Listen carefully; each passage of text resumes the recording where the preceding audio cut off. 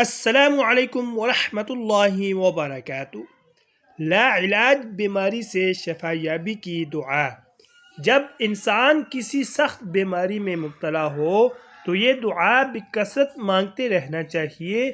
اللہ تعالی نے حضرت ایوب علیہ السلام کی تکلیف اسی دعا سے دور فرمائی تھی۔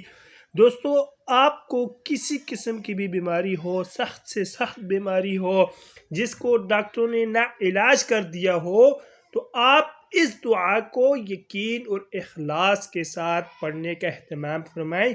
انشاءاللہ العزیز ثم انشاءاللہ آپ کی وہ بیماری اللہ کے فضل سے دور ہو جائے گی۔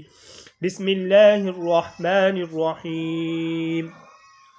رب انی مسنی الضر وَأَنْتَ أَرْحَمُ الراحمین۔